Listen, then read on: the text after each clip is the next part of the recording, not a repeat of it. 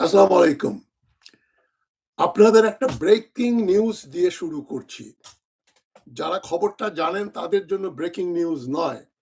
তবে যারা জানেন না তাদের জ্ঞাতার্থে বলছি, মধ্যপ্রাচ্যে ইরান নিয়ে আবার যুদ্ধ শুরু হয়ে গেল।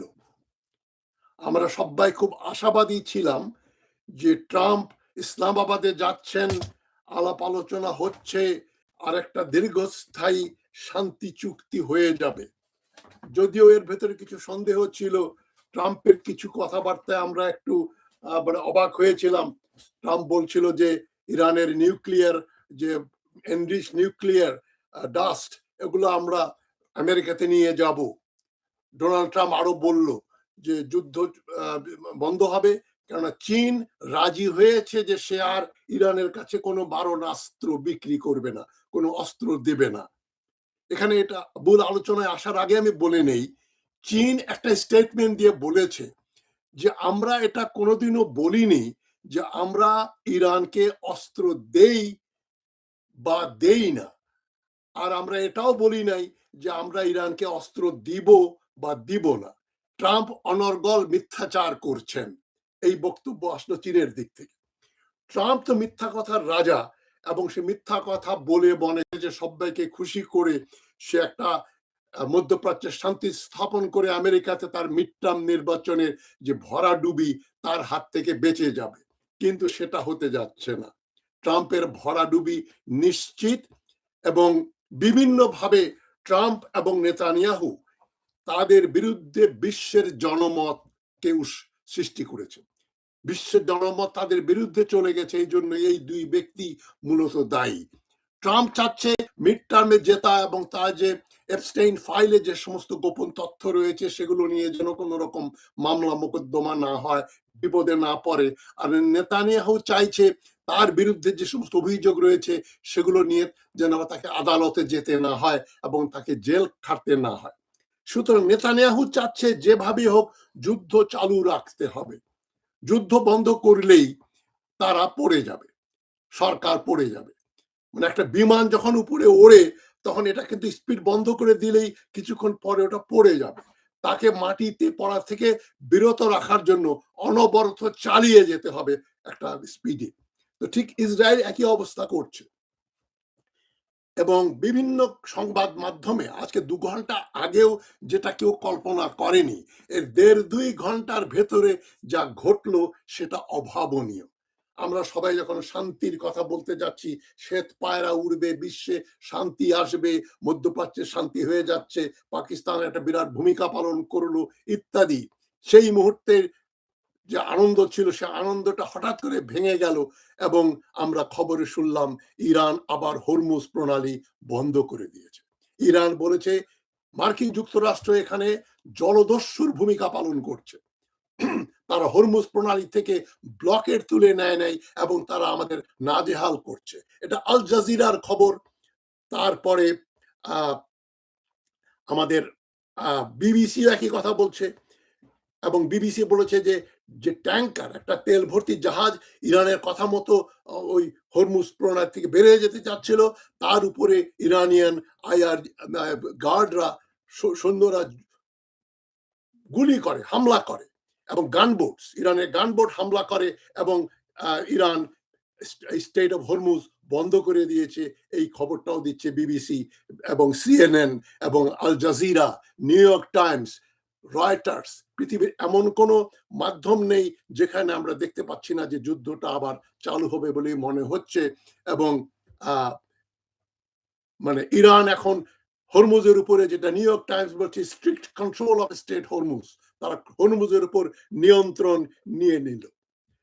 এই যে খবরটা একেবারে বোল্ট ফ্রম দ্য ব্লু, কারণ অনেক অ্যানালিস্ট যারা রেকর্ড করে ভিডিও করেছেন তারা সবাই বলছেন ট্রাম্প এবার খুব সাহস সঞ্চার করেছে, নেতানিয়াহুকে ধমকি দিয়েছে যে আমার কথা তোমাকে শুনতেই হবে, তুমি আর লেবাননে যুদ্ধ করতে পারবে না, যুদ্ধ বন্ধ হয়েছে, লেবাননে আক্রমণ বন্ধ করে দাও। কিন্তু চোরায় না শুনে ধর্মের কথা, নেতানিয়াহু ট্রাম্পের কথা শুনলো না। সেই শান্তি চুক্তি শুরু হওয়ার আগেই পুরো মাত্রায় নতুন উদ্যমে সে দক্ষিণ লেবাননের অনেক অংশ দখল করে নিল এবং সে অনবরত ট্যাঙ্ক নিয়ে এবং আর্টিলারি নিয়ে লেবাননের উপর হামলা শুরু করলো, বিমান বাহিনীও তার উপর হামলা করা শুরু করলো। সুতরাং ইরান বলেছিল লেবাননের শান্তি নষ্ট হলে কিন্তু আমরা শান্তি চুক্তি করব না, এবং ইরান আরো বলল যে এখানে আমাদের এই এলাকায় মার্কিন যুক্তরাষ্ট্র একটা জলদস্যুর ভূমিকা পালন করছে। সুতরাং ইরানের কাছে অন্য কোন রকম অপশন বাকি ছিল না। ইতোমধ্যে দেশে এবং বিদেশে মানে সুপ্রিম লিডার মুস্তফা খামেনি এবং প্রেসিডেন্ট পেজেশকিয়ান এবং পররাষ্ট্রমন্ত্রী এবং স্পিকার এবং যারা যারা ইরানের নেতৃত্ব যারা শান্তি চুক্তির কথা বলছেন তাদেরকে বলছেন তোমরা এক ধরনের অতি নরম ভূমিকা পালন করছো, তোমাদের এই ভূমিকা আমরা সন্তুষ্ট নই, মানে তোমরা মার্কিন যুক্তরাষ্ট্রের প্রতি মানে একটা অবনত হয়ে রয়েছে, তারা ধমকি দিচ্ছে, ইসরায়েল আক্রমণ করে যাচ্ছে, মার্কিন যুক্তরাষ্ট্র তাদের যে ব্লকেট দিয়ে পুরো হরমুজ বন্ধ করে রেখেছে, এটা আমাদের সার্বভৌমত্বের প্রতি হুমকি। ট্রাম্প বলছে আমাদের ইউরেনিয়াম আমরা কি করব, তার কাছে জমা দিতে হবে ইত্যাদি। সুতরাং প্রেসিডেন্ট পেজেশকিয়ান এবং মুস্তফা খামেনির অন্য কোনো গত্যন্তর ছিল না। সুতরাং আবার নতুন করে যুদ্ধ শুরু হলো। তবে এবার এই যুদ্ধ 1-2 মাস 3 মাস 6 মাস 10 সপ্তাহ 20 সপ্তাহের ভেতরে শেষ হবে বলে আমি মনে করি না। এই যুদ্ধ সেজন্য আমরা আশঙ্কা করতে পারি এই যুদ্ধ পৃথিবীকে একটা দীর্ঘস্থায়ী যুদ্ধের দিকে নিয়ে যাবে।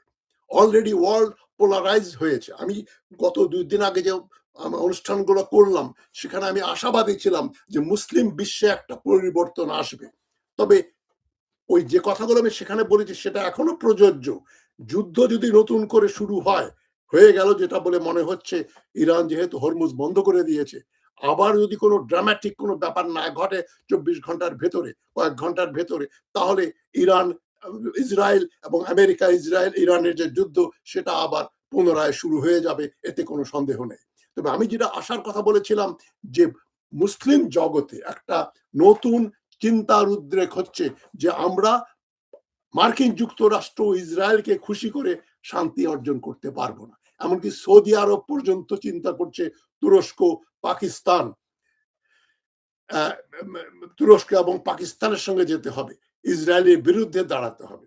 এবং গালফ স্টেট গুলো, কাতার ইতোমধ্যেই নিরপেক্ষতা ডিক্লেয়ার করেছে, ইউএই এবং বাহরাইন যুদ্ধের কথা বলছে, ইসরায়েলের পক্ষে কথা বলছে, কিন্তু ইউএই আমিরাত ধ্বংস হয়ে গেছে।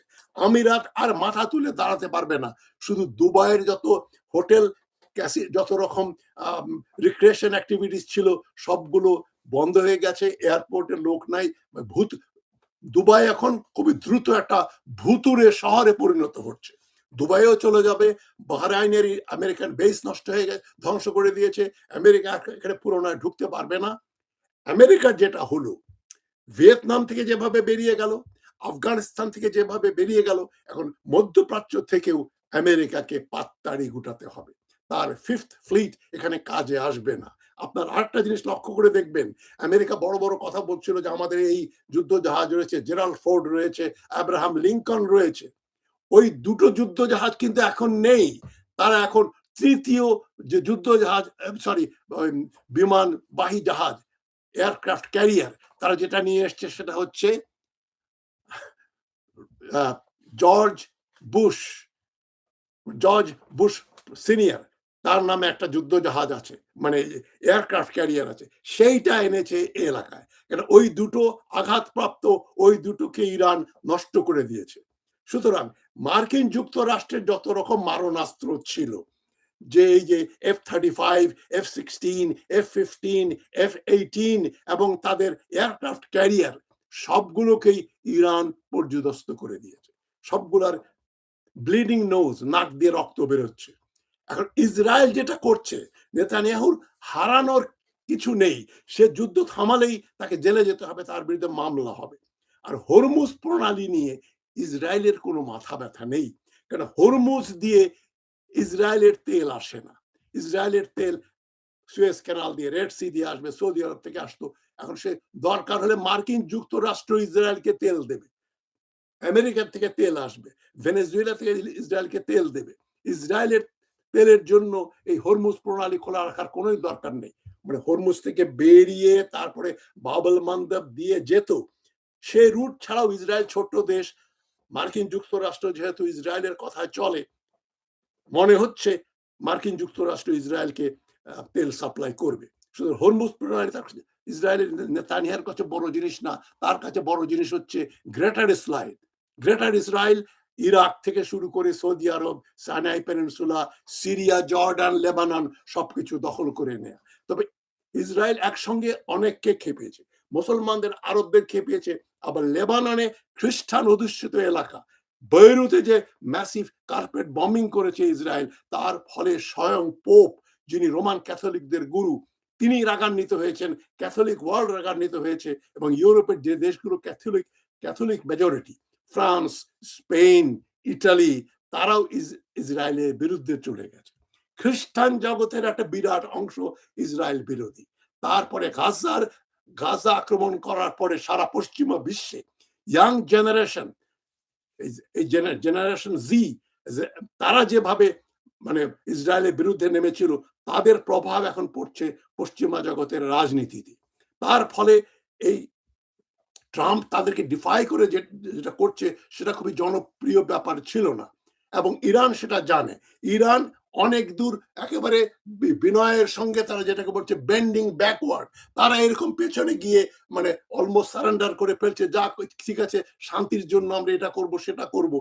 তবে ইরান বুঝতে পেরেছে যে প্রতিটা জাহাজ থেকে $2 মিলিয়ন নেব, তার চেয়ে বড় ব্যাপার হচ্ছে আমাদের সার্বভৌমত্ব, এবং ইসরায়েলকে যে নিরস্ত্র করা হয়নি, ইসরায়েল নিউক্লিয়ার পাওয়ার, তারা আমাদের মাথার উপর চড়া হয়ে বসে আছে।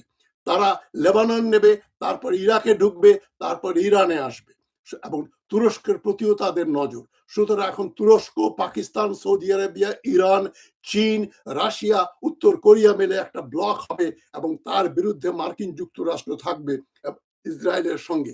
মার্কিন যুক্তরাষ্ট্রের সঙ্গে আমি মনে করি না ইংল্যান্ড, যুক্তরাজ্য বা ফ্রান্স, যে দুটো নিউক্লিয়ার পাওয়ার আছে, তারা তার সহযোগিতা করে তার সঙ্গে যাবে যদি তৃতীয় মহাযুদ্ধ হয়।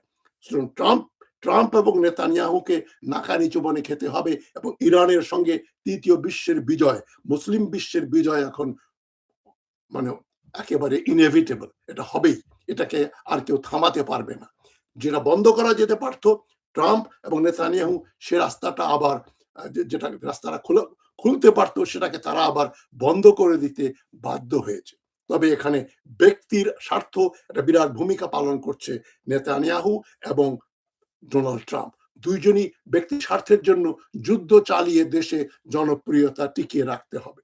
তবে সে জনপ্রিয়তা অনেক নিচে নেমে গেছে, এবং আমরা ব্যক্তি নিয়ে আলোচনা করছি না এখানে। মুস্তফা খামেনি বা president Pezeshkian, Donald Trump and Benjamin Netanyahu বড় ফ্যাক্টর না। এখানে হচ্ছে মার্কিন সাম্রাজ্যবাদ, তার সঙ্গে এই যে জায়নিস্ট সাম্রাজ্যবাদ, তারা কি করতে চায়, তেল এবং এই এলাকার আধিপত্য কে প্রভাব বিস্তার করবে, সেটাই হচ্ছে মুখ্য বিষয়। এবং সাম্রাজ্যবাদ এখানে পিছু হটতে রাজি না। কোন সাম্রাজ্যবাদী শক্তি সহজে ক্ষমতা ছেড়ে দেয় না। ভারত থেকে ইংরেজরা কিন্তু গান্ধীর ওই আন্দোলনের জন্য ছেড়ে যাননি। যখন সুভাষচন্দ্র বোস যখন আজাদ হিন্দ ফোর্স তৈরি করলেন সিঙ্গাপুরে বসে, এবং যখন ভারতীয় নৌবাহিনীতে বিদ্রোহ হলো, তখন কিন্তু ইংরেজরা ডিসিশন নিয়েছিল যে এখানে আর থাকা যাবে না। 1 বছরের ভেতরেই 46 সালের তারা ফেব্রুয়ারি মাসে ডিসিশন নিল, এবং 47 সালের অগাস্টে তারা দেশ, এই ভারতবর্ষ ছেড়ে চলে গেল। এখন মার্কিন যুক্তরাষ্ট্রের সেই 46 সালে এসছে, আর 1 বছরে তো তারা এখানে দৌরাত্ম্য করবে, তারপরেই তাদেরকে পাততাড়ি গুটিয়ে চিরতরে মধ্যপ্রাচ্য থেকে, এশিয়া থেকে সরে যেতে হবে। এশিয়া থেকে মার্কিন আধিপত্যবাদ ধ্বংস করার যে প্রথম যুদ্ধ শুরু হলো ইন্দো চীনে, ভিয়েতনাম, লাওস, ক্যাম্বোডিয়াতে, তারপরে আফগানিস্তানে, এখন তৃতীয় পর্যায়ে যে যুদ্ধ সেটা আমরা দেখতে পাচ্ছি ইরানে। এখন যারা শিয়া সুন্নি বিভেদ ইত্যাদি বলে ইরানের বিরুদ্ধে জনমত সৃষ্টি করতে চাচ্ছেন, বাংলাদেশেও কিছু হুজুরেরা আছেন, মিথ্যাচার করে তারা এখানে অ্যাজিফ শিয়া সুন্নি দ্বন্দ্বটাই মূল দ্বন্দ্ব। শিয়া সুন্নির এখন কোনো সেই প্রাচীন কালের দ্বন্দ্ব এখন নেই।